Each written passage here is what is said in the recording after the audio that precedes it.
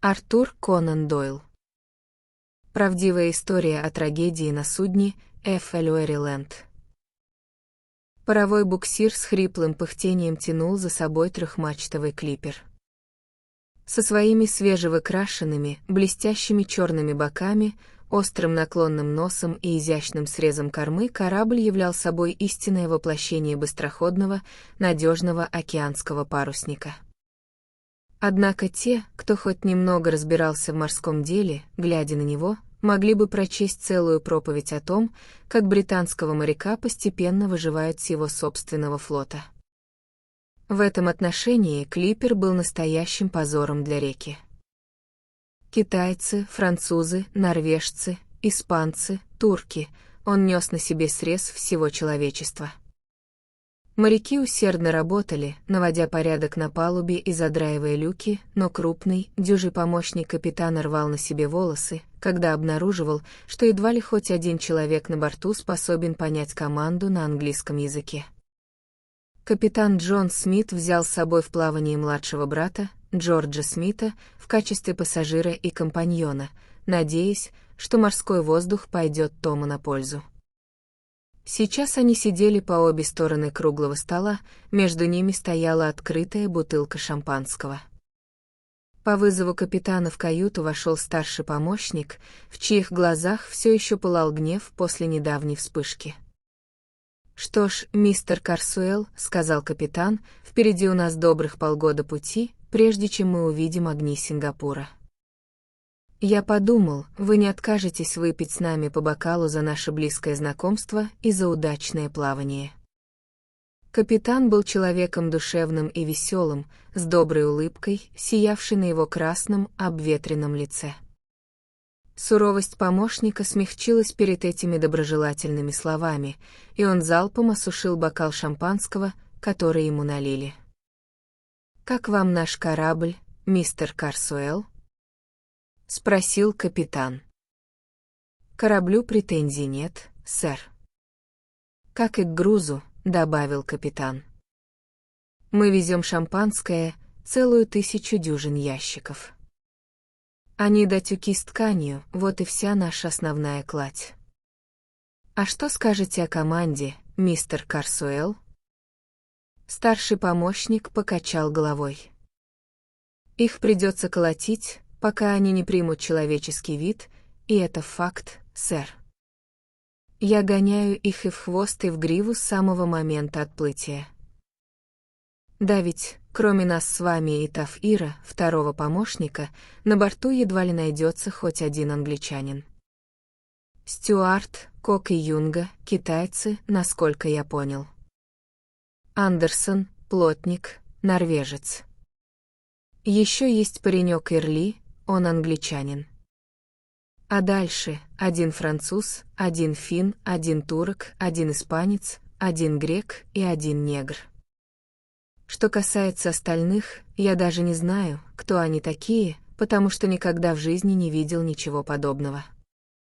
Они с Филиппинских островов, полуиспанцы, полумалайцы, — ответил капитан. Мы называем их манильцами, потому что Манила — порт, откуда они все родом. Вы увидите, что они вполне хорошие моряки, мистер Карсуэлл.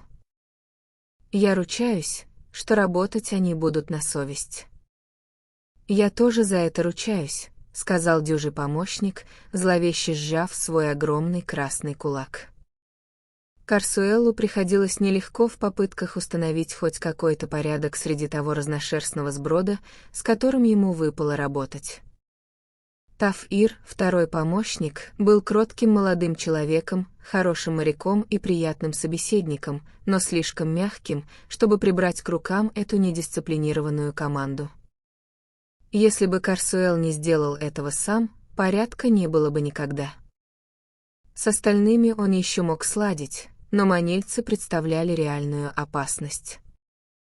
Это был странный народ, с плоскими татарскими носами, маленькими глазами, низкими скотскими лбами и прямыми черными волосами, как у американских индейцев. Лица их имели темный, кофейный оттенок, и все они отличались могучим телосложением. На борту находилось 6 таких парней: Леон, Бланка, Дуранна, Сантос, Лопес и Марсолина. Из них Леон хорошо говорил по-английски и служил переводчиком для остальных. Все они были зачислены в вахту старшего помощника вместе с Уотто, симпатичным молодым левантийцем, и Карлосом, греком. Более сговорчивые моряки достались Тафиру для другой вахты. И вот, в один прекрасный июльский день, отдыхающие на холмах Кента видели, как красивое судно стремительно пронеслось мимо мели Гудвина, чтобы никогда больше, за исключением одного единственного раза, не предстать перед человеческими глазами.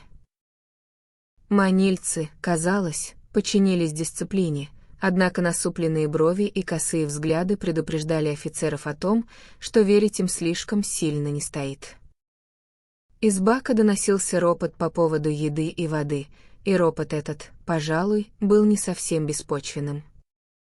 Но старший помощник обладал суровым нравом и решительным характером, так что недовольные не получили от него ни сочувствия, ни удовлетворения. Один из них, испанец Карлос, попытался остаться в койке под предлогом болезни, но Старпом вытащил его на палубу и привязал за руки к фальшборту. Несколько минут спустя на палубу вышел брат капитана Смита и сообщил капитану о том, что происходит на носу судна.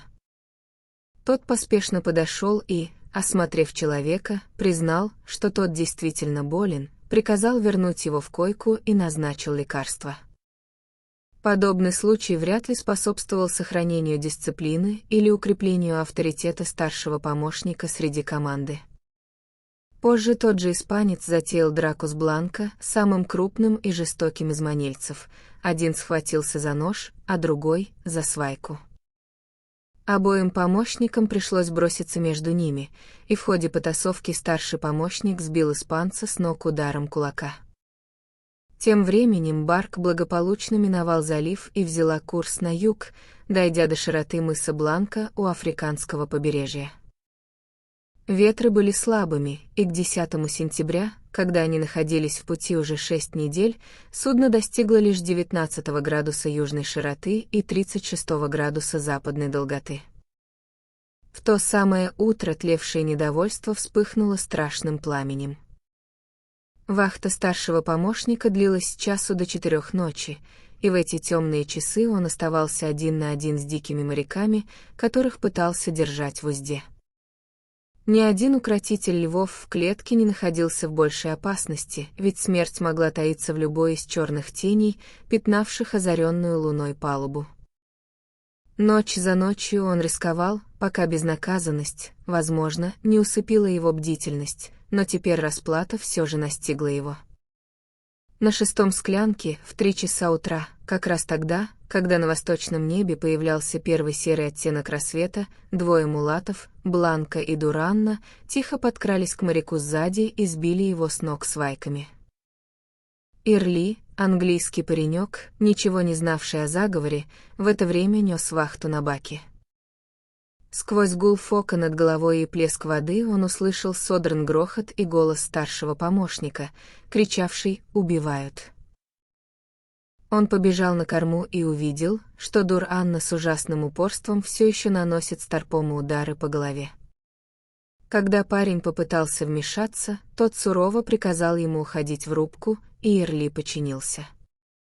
В рубке спали норвежский плотник и французский моряк Кандеро, оба из числа честных людей. Мальчик Ирли рассказал им о случившемся, и его слова подтвердились воплями старшего помощника, доносившимися снаружи. Плотник выбежал на палубу и нашел несчастного с переломанной рукой и изуродованным лицом.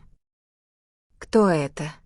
— закричал Старпом, услышав приближающиеся шаги. «Это я, плотник. Ради Бога, отнесите меня в каюту». Плотник наклонился с намерением сделать это, но Марсол Ина, один из заговорщиков, ударил его по затылку и сбил с ног. Удар не был опасным, но плотник принял его как знак, что ему следует заниматься своим делом, и с беспомощными слезами вернулся в рубку. Тем временем Бланко, бывший гигантом в этой компании, с помощью другого мятежника поднял Корсуэлла и сбросил его, все еще кричавшего о помощи, через фальшборты в море. Он подвергся нападению первым, но не ему было суждено умереть первым. Первым из тех, кто находился внизу и услышал ужасные звуки с палубы, был брат капитана Джордж Смит, тот самый, что отправился в это плавание ради развлечения. Он взбежал по трапу, и едва его голова показалась снаружи, ее размозжили свайками. Из личных характеристик этого любителя морских прогулок до нас дошел лишь один мрачный факт. Он был настолько легким, что один человек смог выбросить его мертвое тело за борт. Капитан проснулся в то же самое время и выскочил из своих покоев в каюту. Вслед за ним туда ворвались Леон, Уотта и Лопес, которые закололи его ножами до смерти. Оставался только Тафир, второй помощник, и об его приключениях можно рассказать подробнее, поскольку их исход оказался более счастливым. Он проснулся в первых серых сумерках рассвета от звуков ударов и грохота на трапе. Для столь опытного моряка подобные звуки в такой час могли означать лишь одно, причем самое страшное из всего, что офицер может узнать в море. С замирающим сердцем он выпрыгнул из койки и бросился к трапу. Проход был заблокирован распростертым телом брата капитана, на голову которого все еще сваливался град ударов. Пытаясь пробиться наверх, Тафир получил удар, который отбросил его назад. Почти потеряв рассудок от ужаса, он бросился обратно в каюту и убавил огонь в лампе, которая сильно коптила, яркая маленькая деталь, помогающая нам представить волнение последней руки, зажегшей ее. Затем его взгляду открылось тело капитана, пронзенное множеством ножевых ранений и лежавшее на испятнанном кровью ковре в ночной рубашке. Объятый ужасом от этого зрелища, он заперся в своей каюте и замкнул дверь, в беспомощной дрожи ожидания, предвкушая следующий шаг мятежников. Возможно, он не отличался особым мужеством, но подобных обстоятельств было достаточно, чтобы сломить даже самого стойкого духом человека. Предрассветный холодный час — не лучшее время для проявления храбрости, а вид двух людей, с которыми он ужинал прошлым вечером и которые теперь лежали в собственной крови, окончательно подорвал его силы. Дрожа и плача, он прислушивался с предельно напряженным слухом к шагам, являвшимся предвестниками смерти. Наконец они раздались, не менее полудюжины человек тяжело загремели сапогами по окованным латунью ступеням трапа. Чья-то рука грубо застучала в его дверь, и голос снаружи приказал ему выйти. Он понимал, что хлипкий запор не послужит защитой, поэтому повернул ключ и сделал шаг вперед. Это зрелище вполне могло бы напугать и более храброго человека, ведь все убийцы были там. Леон, Карлос, Сантос, Бланко, Дуранно, Уотта, большинство из них и в лучшие времена выглядели пугающе, но теперь, вооруженные истекающими кровью ножами и багровыми дубинами, в тусклом утреннем свете они представляли собой настолько жуткую группу, какую только мог вызвать в своем воображении писатель-романист. Манильцы стояли молчаливым полукругом у двери, уставившись на него своими дикими монголоидными лицами. «Что вы со мной сделаете?» — закричал он. «Вы собираетесь меня убить?» Говоря это, он попытался ухватиться за Леона, так как тот, будучи единственным, кто говорил по-английски, стал их вожаком. «Нет», — сказал Леон. «Мы не собираемся тебя убивать.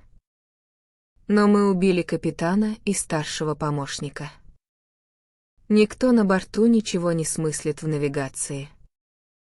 Ты должен вести корабль туда, где мы сможем сойти на берег». Дрожащий помощник, едва веря утешительным заверениям в безопасности, с готовностью принял это поручение. «Куда я должен вас вести?» — спросил он.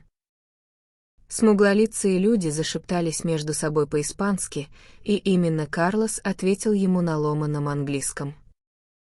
«Держи курс на Риа-де-Лупе-эль-Ата», — сказал он. «Хорошая страна. Много испанцев». На том и порешили. И теперь холодный приступ отвращения, казалось, прошел через этих черствых мерзавцев, потому что они принесли швабры и вымыли каюту. Капитана обвязали веревкой и вытащили на палубу. Таф-Ир, честь ему и хвала, вмешался, чтобы придать хоть какую-то приличность церемонии его погребения. «Пошел капитан!» — закричал Уотто, красивый левантийский парень, услышав всплеск тела о воду. «Больше он не будет нас обозвать». Затем всю команду вызвали в салон, за исключением Кандеро, француза, который оставался у штурвала. Те, кто был невиновен, должны были изображать одобрение преступления, чтобы спасти собственные жизни. Личные вещи капитана разложили на столе и разделили на 17 долей. Уотто настаивал, чтобы долей было всего 8, поскольку в мятеже участвовали только 8, но Леон с большей проницательностью возразил, что каждый должен быть одинаково замешан в преступлении, получив свою долю добычи. Делили деньги и одежду, а также большой ящик с обувью, который представлял собой небольшое коммерческое предприятие капитана. Вскоре каждый усердно топал в новой паре. Наличные деньги составили примерно по 10 фунтов на человека, а часы отложили, чтобы продать и разделить выручку позже. Затем мятежники окончательно завладели каютой, курс корабля изменили на Южную Америку, и злополучный барк начал вторую главу своего бесславного плавания. Груз был вскрыт, и палубы оказались завалены открытыми ящиками шампанским, из которых каждый угощался, как хотел. Целый день гремела канонада вылетающих пробок, и воздух был наполнен слабым, сладковатым, приторным запахом вина. Второй помощник номинально являлся командиром, но он был командиром без власти командовать. С утра до ночи ему угрожали и оскорбляли его, и только вмешательство Леона да твердая убежденность мятежников в том, что без него они никогда не доберутся до земли, спасали его от ежедневных расправ. Они придавали остроту своим разгульным пирушкам с шампанским, размахивая ножами перед самым его лицом. Все честные люди подвергались такому же обращению. Сантос и Уотто приходили к точильному камню норвежского плотника, чтобы наточить свои ножи, попутно объясняя ему, что скоро пустят их в ход против его горла. Уотто, этот красивый парень, заявлял, что уже убил 16 человек. Он без всякой причины пырнул ножом безобидного китайского стюарда в мякоть руки. Сантос сказал Кандеро, французу: «Через 2 или 3 дня я тебя убью. Убей меня прямо сейчас». С чувством закричал Кандеро. «Этот нож», — ответил Задира, — «послужит тебе так же, как и капитану». Похоже, со стороны 9 честных людей не было предпринято ни одной попытки объединиться против 8 мошенников. Поскольку все они были разных рас и говорили на разных языках, нет ничего удивительного в том, что они не смогли оказать сопротивление вооруженным и единодушным мятежникам. А затем произошло одно из тех событий, которые нарушают монотонность дальних морских плаваний. Верхушки мачт чужого судна показались над горизонтом, и вскоре поднялся его корпус. Его курс должен был пересечь курс барка, и помощник попросил разрешения окликнуть его, так как сомневался в точности своей широты. «Можешь сделать это», — сказал Леон. «Но если скажешь о нас хоть слово, ты труп». Незнакомый корабль застопорил ход, когда увидел, что другое судно хочет с ним переговорить, и оба корабля замерли, покачиваясь на атлантической зыбе в 100 ярдах друг от друга. «Мы, Фрэнд, из Ливерпуля», — крикнул офицер. «А вы кто?» «Мы, Луиза, 7 дней из Дьеппо-Вальпараисо», — ответил несчастный помощник, повторяя то, что шептали ему мятежники. Спросили и сообщили долготу, и два судна расстались. С тоской в глазах измученный человек смотрел на аккуратные палубы и подтянутого офицера ливерпульского корабля, пока тот, в свою очередь, с удивлением замечал признаки небрежного управления, которые бросились бы в глаза любому моряку при взгляде на снастку и маневры Флоуэри-Ленд. Вскоре судно скрылось за горизонтом, и через час виновный корабль снова остался один в огромном кольце океана. Эта встреча едва не стала роковой для старшего помощника, ведь Леону потребовалось все свое влияние, чтобы убедить остальных темных и подозрительных моряков в том, что их не предали. Но впереди его ждало еще более опасное время. Ему должно было быть очевидно, как только они увидят сушу, он станет больше не нужен команде, и его, скорее всего, заставят замолчать навсегда. То, что было их целью, с высокой вероятностью могло стать для него смертным приговором. Каждый день приближал его к этому неизбежному кризису, и вот, наконец, ночью 2 октября наблюдатель доложил о земле по курсу. Корабль тут же лег на обратный курс, а утром южноамериканский берег предстал лишь смутной дымкой на западном горизонте. Когда помощник вышел на палубу, он обнаружил мятежников за бурным совещанием у носового люка и по их взглядам и жестам понял, что обсуждается именно его судьба. Леон снова оказался на стороне милосердия. «Если хотите убить плотника и помощника, убивайте, я этого делать не буду», — сказал он. По этому вопросу возникли резкие разногласия, и бедный, беспомощный помощник ждал решения своей судьбы, словно овца возле кучки мясников. «Что они со мной сделают?» Закричал он Леону, но не получил ответа. «Они собираются меня убить?» Спросил он у Марсолина. «Нет, а вот Бланка, да», последовал неутешительный ответ.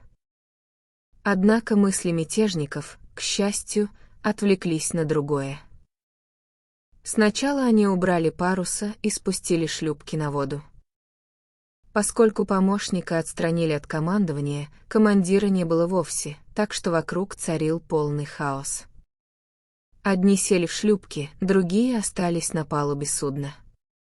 Помощник оказался в одной шлюпке вместе с Уотто, Паулем Славянином, Юнгой Ирли и китайским коком.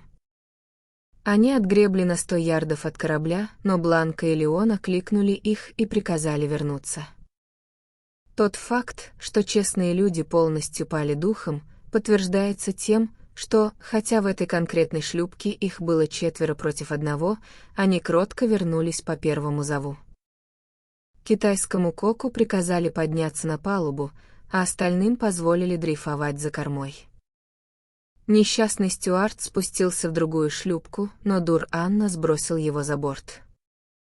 Он долго плыл, отчаянно моля о жизни, но Леон и Дур-Анна бросали в него с палубы пустые бутылки из-под шампанского, пока одна из них не попала ему в голову и не отправила на дно. Те же люди увели в каюту Кассапа, маленького китайского мальчика.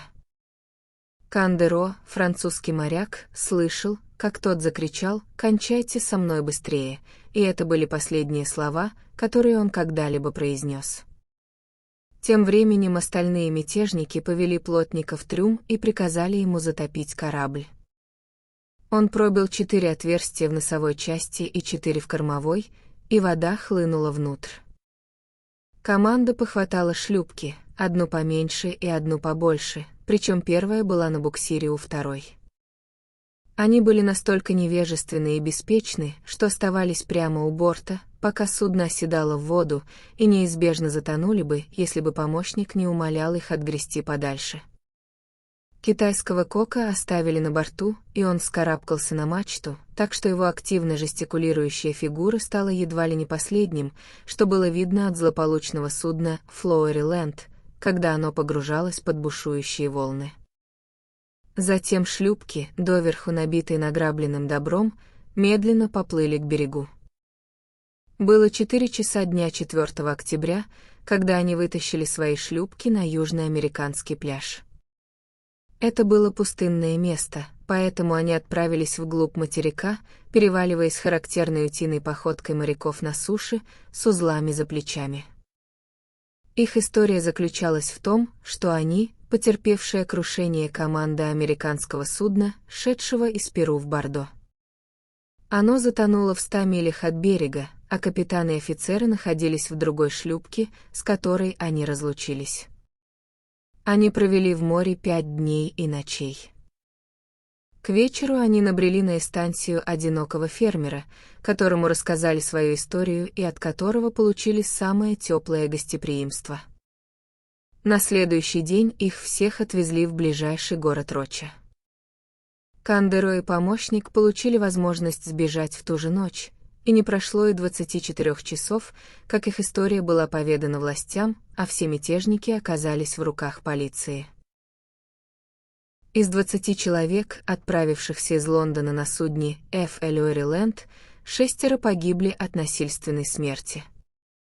Оставалось 14 человек, из которых 8 были мятежниками, а 6 были предназначены стать свидетелями против них.